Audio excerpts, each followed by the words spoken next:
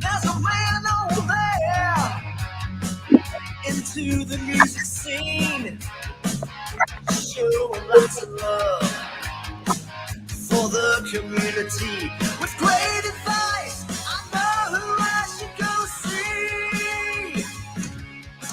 So all around town radio show is where I go for the latest band info. All right. Good afternoon, everybody. Welcome to a live show here at noon on the All Around Town radio platform. Good to have you all with us today. We're going to get right to it. We've got a lot to talk about, and joining me is Mr. Jon Stankorb of the band Signs of Life, the American Pink Floyd. How you doing, John? Very good, Scott. How are you? Good. Good to have you with us today, and thanks for joining us here. We're going to talk about a show you've got coming up here very shortly at the Sorg Theater in Middletown, and also a little bit about this band. Now, I understand, looking at your website and such, you guys try to capture what you say the emotions and the excitement of a Pink Floyd concert. And there are lots of members of this band. Obviously, when Pink Floyd did a concert, they had a whole bunch of things happening on stage. So give me a little bit of history behind Signs of Life and what brought you to do this project. It was 2008 in the fall when I started kind of looking for musicians in the Cincinnati area to do a Pink Floyd tribute show. I was on the heels of playing in a Steely Dan tribute group called Asia, a tribute to Steely Dan. And when I decided to put together this group, I don't think I fully realized the scope of how difficult it would be. Very satisfying, but very difficult to have the visual presentation in so much as the lights and video and also being very reverential to the music. We're performing music that spans essentially a 50-year period of time. And as the albums progress, they have their own flavor and their own mood and timbre and that sort of thing. And some of the albums are decidedly Roger Waters efforts, and then some of the latter stuff is more decidedly David Gilmour stuff. So we try to represent all the eras, including the first album, which was a Syd Barrett masterpiece. Well, anybody that does Pink Floyd, that's a lofty goal, to try to pull that off and to put together musicians that can actually mesh together and make that Pink Floyd sound. So was it a difficult process to select these musicians and to try to put this project together and finding folks who wanted to put the time and effort into that? Yeah, it was very difficult because, musicians are very busy. They have to be if you're making a living as a full-time musician. So the idea of a brand new project just starting up is not very appealing to the average musician. They feel like, hey, that sounds great. Once it's up and running, give me a call. I'd love to jump on board when the train is already heading down the tracks. But getting it started it's a very difficult thing. We've had a couple of drummers. We've had some different backing vocalists. Fortunately for us, we haven't had a lineup change since 2012. So that's that says a lot in itself. I mean, that says a whole bunch.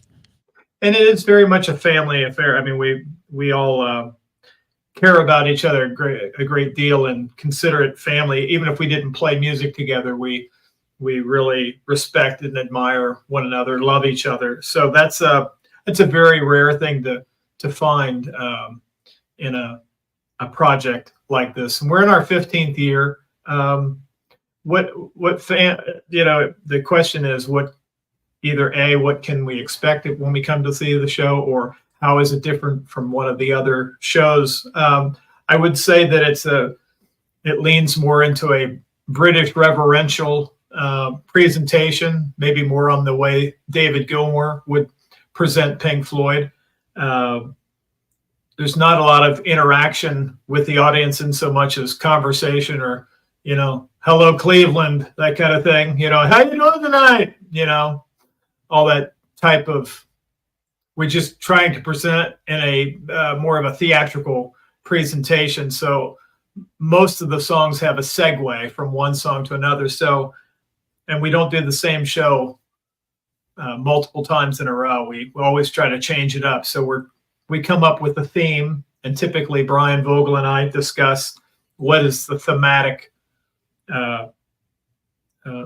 leaning, and then we try to build a set list around that, and we do artwork for each one of the shows that kind of portrays what you can expect. So this particular show will be 2.5 hours, about 24 songs, but it's going to lean a little bit into the Momentary Lapse of Reason era a little bit, but we'll also feature a lot of the greatest hits. So try to give fans something different. If you're coming to each one of the shows, that Signs of Life show will be decidedly different from the previous. Well, I think that's so important too. To if you have repeat offenders, so to speak, who show up at your show all the time, they want to see something different every once in a while, and not a cookie cutter example of it. And folks, if you're watching today, we know the noon time is a weird time slot. So if you're watching after we're live, you're welcome to drop a comment in, drop a question. John will monitor this as well as I will after we post these. And certainly drop a question in if you have a question for John about Signs of Life.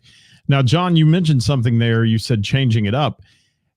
I always am intrigued by how people who put on these type of big major shows pick the set list out of such a catalog Pink Floyd has. How do you decide what to play and what's appealing to those who pay money to come see you play? Well, there's ones that would be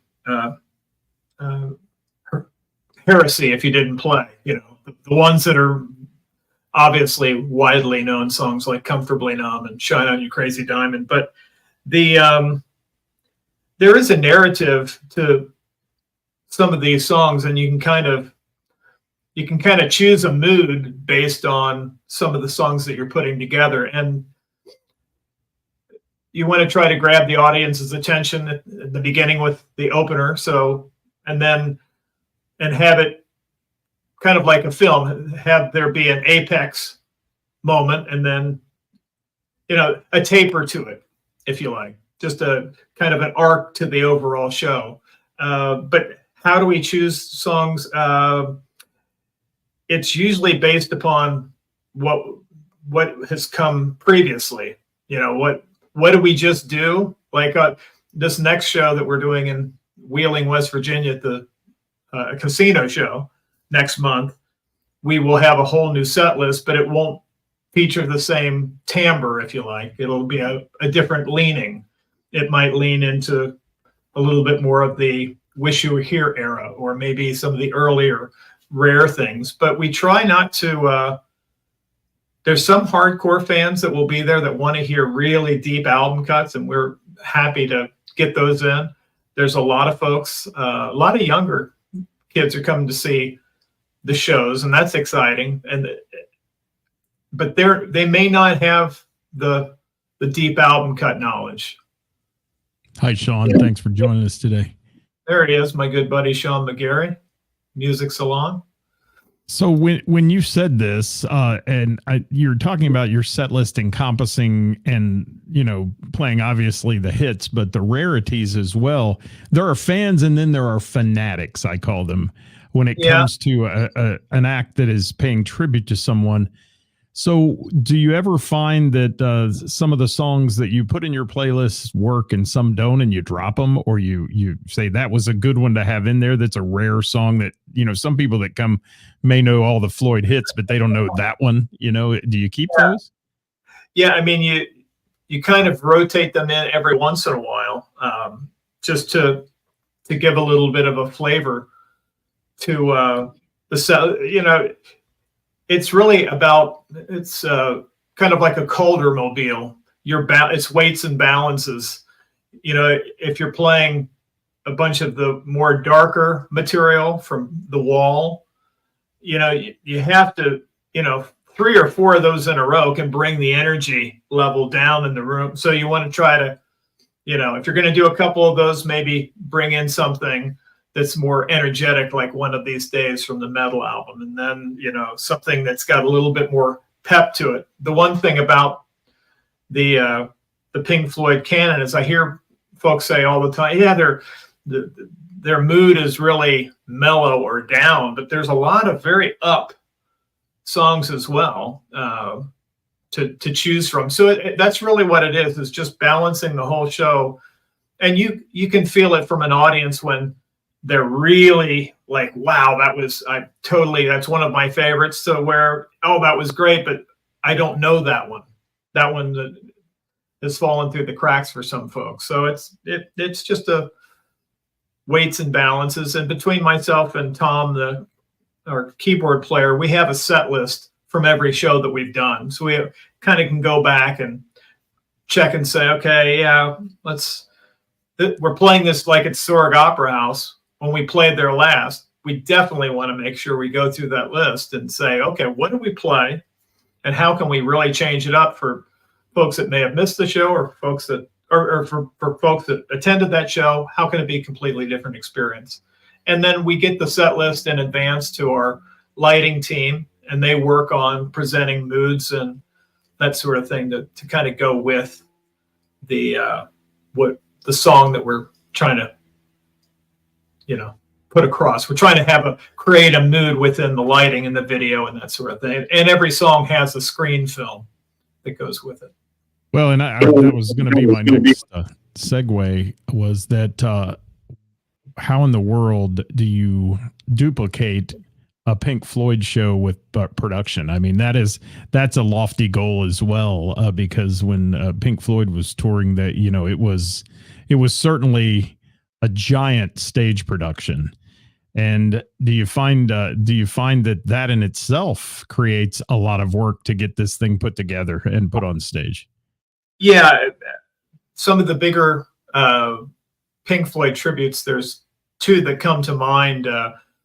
They're actually part of a bigger touring entity with other tribute acts. So their budget is much greater. So they can, there's a Pink Floyd show that's rolling out, and then there's maybe another rock show of some kind. So all that to say, there's a production company behind that's financing these shows. So we're all doing it in-house. So the challenge fiscally from year to year is always that's, especially as the team grows, we're now up to somewhere around 14 or 15 folks. So that's a lot of schedules, and that's a lot of, when we want to go out of town to play, that's a lot of hotel rooms. That's a lot of, Sure. So and let's talk about your production team for a minute. Who have you got doing production for you? Tim Butterfield and Dawson Butterfield, Brandon Hester, Jim Sloan, Kerry Sloan. Those are at our core. Jason Johnson is also somebody that helps the team. But at the core, Dawson and Tim Butterfield, Brandon Hester, Jim and Kerry Sloan. That's a pretty top-notch outfit right there. I mean, I've seen Tim's lighting, and it's just absolutely off the hook good. And I mean, he's amazing with designing and putting together the light show, which is so important. He puts a lot of love and attention into the show, and it's grown since he's been with us. So it's been about a year, I suspect. Definitely a year.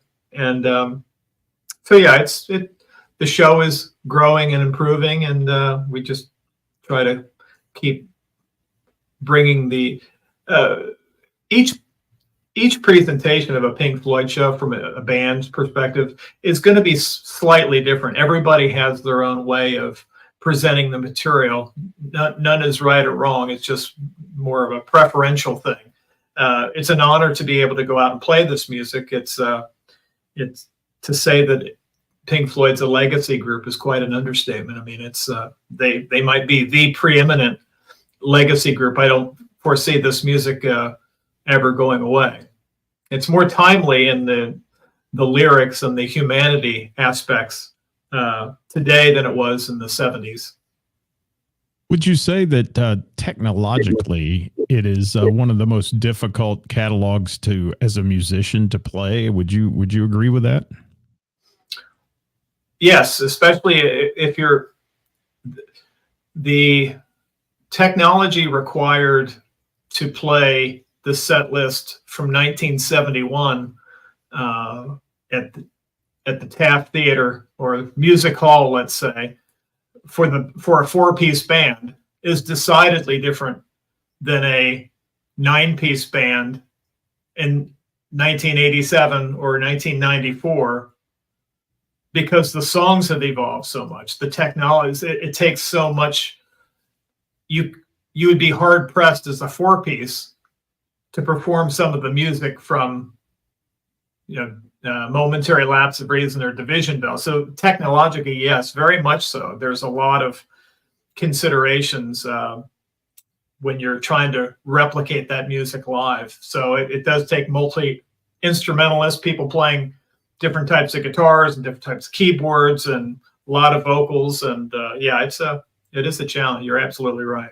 Absolutely. Let's talk about that band for a minute. Why don't you drop some names on me here of who you've got performing with you, and we'll get into your upcoming show here momentarily as well. Okay. John Haar he's been with me from the very beginning, from the fall of 2008. He's the bassist and vocalist.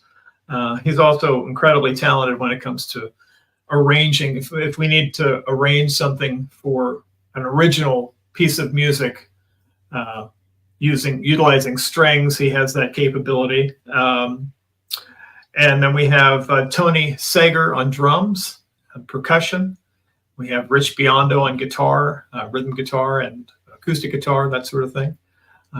Tom Bartell on keyboards and vocals. Dan Barger on saxophone, the EWI, which is an electronic wind instrument, percussion. And then we have Julie Martin Bernard on backing vocals, and Raina Spears on vocals. And also we have Ginger, who's also Ginger Curry, new addition to the team on backing vocals. So we have 3 female vocalists: bass, keys, saxophone, guitar, drums, myself. One thing I will say about what can audiences expect, we do like to, when folks come in the door, we do like to create a mood. So we have music that we've written that's kind of very much in a vein of an instrumental Pink Floyd ambient kind of music, so people can kind of get in the mood of the show. If you're coming to see a Pink Floyd show, it feels a little bit awkward to have Aerosmith or Robert Plant or Alice in Chains playing as you're coming into a Pink Floyd show. So we really try to kind of set the table and get some sort of musical incense going to kind of get folks into the mood of the show. And this show that's coming up at the Sorg Opera House / Sorg Theater, as it's known by some, in Middletown. I had an opportunity there for several years to work the stage and to help with some concerts there. It is a beautiful facility. It is an acoustically wonderful establishment. So, and each time you play a different place, obviously you've got to dial in that sound. You've got to get it. And you also have to determine what kind of crowd that venue draws from the point of what is their appeal, I guess. And right. So when you look into all this, how long does it take you guys to put it together and say, all right, this is going to be our show. This is our lighting scheme, everything for the Sorg versus another place. Do you do that every single show? Do you have a production meeting and do it? We have the benefit of having played there a few times now. I think this might be our third time. I'm not exactly sure. So we kind of know some of the things that we're working with. Our front of house engineer, Jim Sloan, has a kind of a state-of-the-art console, which allows him to save scenes within the console. So I believe this is how it works. So he has certain snapshots saved. So when we come into the Sorg Opera House, we kind of know, okay, now we'll go through the sound check and all that process and the white noise generator and all that sort of thing. Things that I really can't speak. It's above my pay grade. exactly how he does all that. But having said that, we do have the benefit of having played there. We do advance shows. Like we're playing a venue next month, or well, actually June, that we've never played before. But our production team gets together with the production team at a venue, and we kind of know, okay, what's the stage layout? What's, what are we dealing with PA wise? How many people does the venue hold? So we get a little bit of a heads up, but for anybody that's ever done this, they know that every show has certain things that are workarounds, that inevitably something will come up that will require, I have to adjust this here, that will require a little bit of finessing or massaging, if you like. But generally, we have an amazing team of folks that have done this for decades and really do a beautiful job at putting across a show like this that's very, very much ear candy. It's bold and present, but not being deafeningly loud. Well, and that in essence is Pink Floyd's music. I mean, listening to their albums, listening to that, you can tell it's designed for you to technically hear every little detail in those songs, and that's how they produced it. And I would find it as a major, major tough job to reproduce that on stage, because everyone knows those songs. They want it in the version they've heard it for the most part, and I think that in itself provides a bit of a challenge for you guys, and I can't have but the utmost respect for what you do, because it's just got to be a tough task.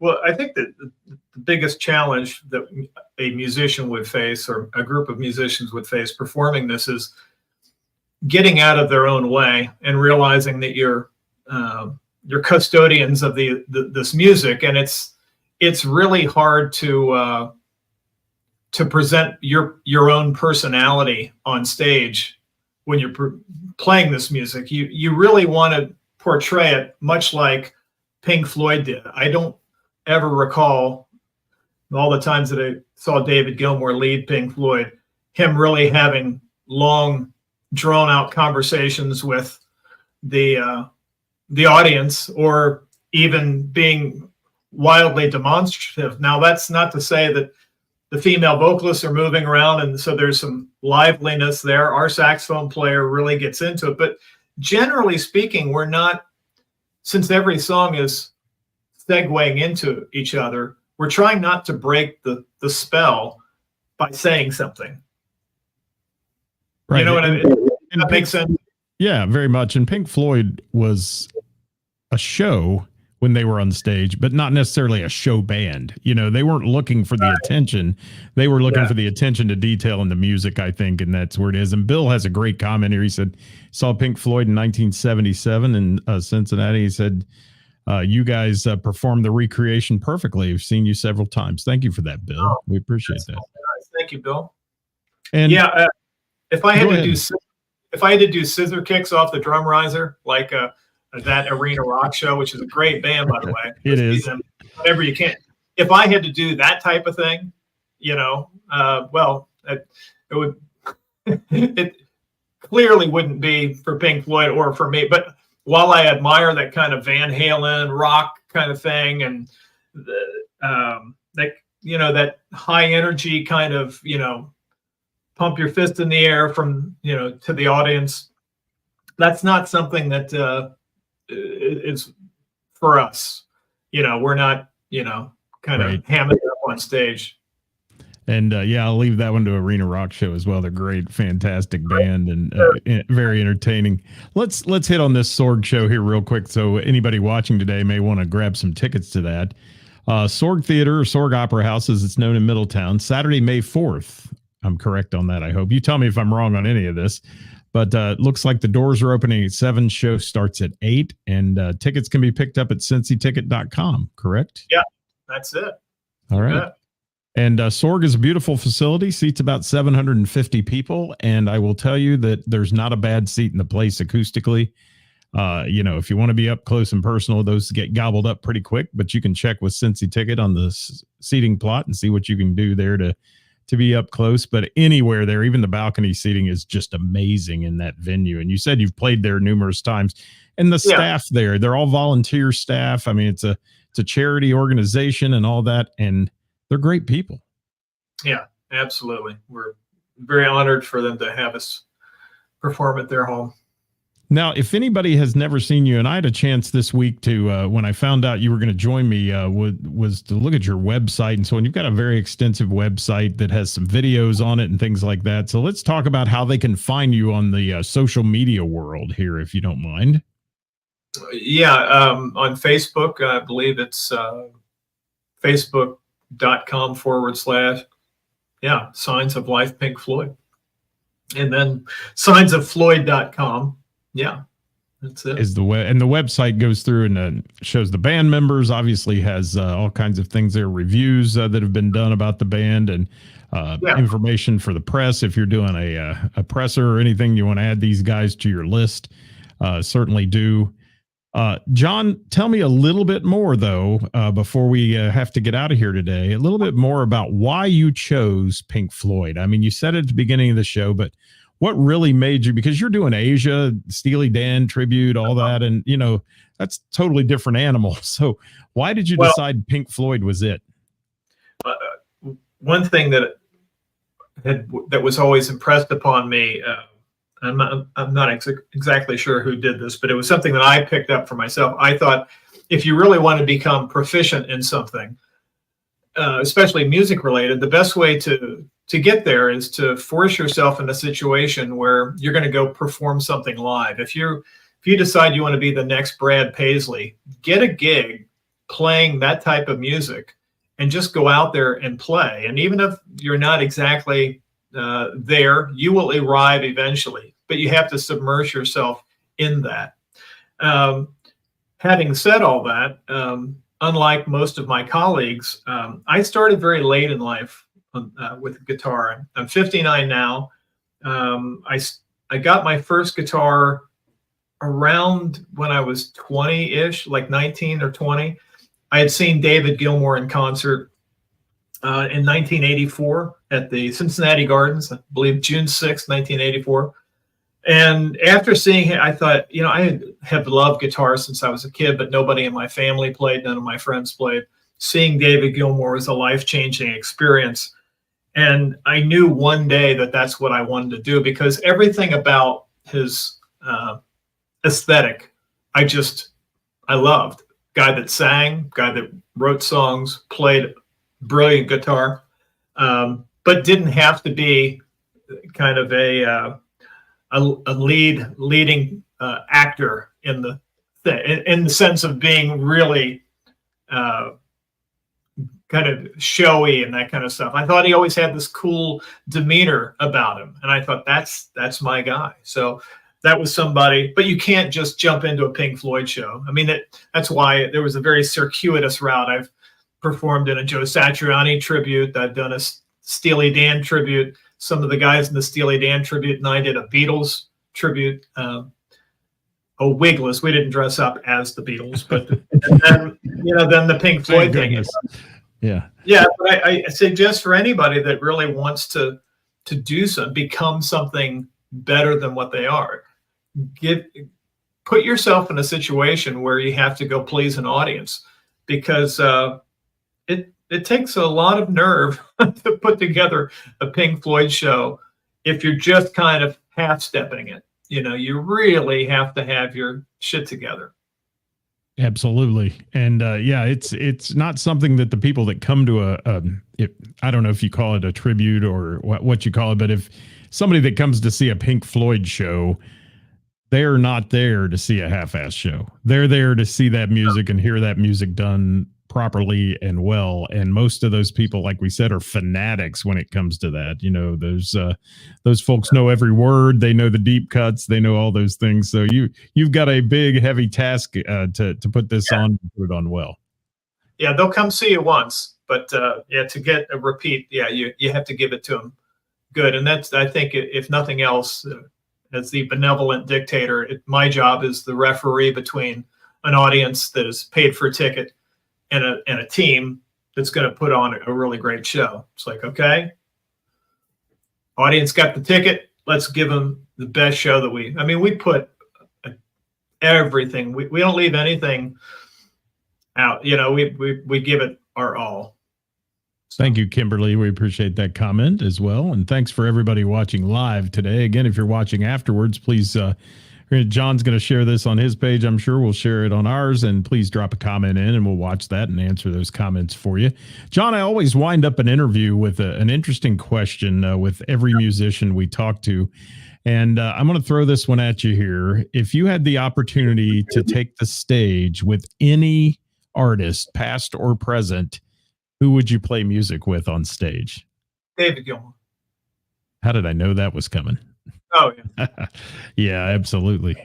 Now, do you want somebody that would be past? Yeah, let's talk about somebody you'd choose that wouldn't be Pink Floyd related. How about that? George Harrison would probably be somebody that's not, or Steve Lukather would be another. I wouldn't like to perform on stage with this person, but I would love to hand him his guitar as he goes out on stage. It was the late great Jeff Beck. You got an A-list there, man. That's good. Yeah, yeah. I think I'm capable of carrying his guitar, perhaps handing it to him, making sure it's tuned and polished. I like the humbleness there as well. That would be my moment, is just to stand on stage and hand some iconic player their guitar as they walk out and then look at you and nod as they went on stage. That'd be okay with me. I've been very fortunate. I have a thing called the Guitar Hang Podcast, and I've been able to interview some really great players. Got Adrian Belew coming up and Steve Lukather and several others. But yeah, anybody that would like to check out that's the Jon Stankorb YouTube channel. Perfect. Yeah, I wish I would have put that in the link there to put up on the screen, but they can look it up and find it. If they look me up, they'll find the Jon Stankorb on YouTube, or they can go to johnsguitarlounge.com. That's no H in there. Had that removed at birth. That H is very, very Jon, everybody. And Tom Parsons, thank you for that. Yeah. You betcha. Tom, thanks for that comment. We appreciate it as well. He says he's impressed by that.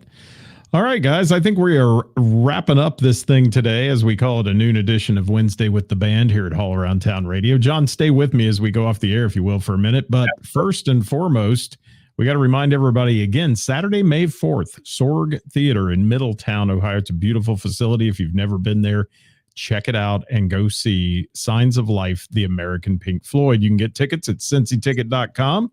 Spend the evening with John and company and see this wonderful production they put on that we hear so much about. A lot of buzz, John, on your group there. Oh, fabulous. Thank you. All right, guys, you've been watching All Around Town Radio here at noon with Wednesday with the Band. Again, we'll be back tomorrow at 5 o'clock with our feature, Who's Playing Out? Brought to you by Heathers in Springboro, Ohio, and Who's Playing Out in the Tri-State, the best musicians and venues. We'll have it for you at 5 tomorrow. Until then, thanks for watching, everybody, and get out and support live local music and the bands and venues that bring it to you. We'll see you next time.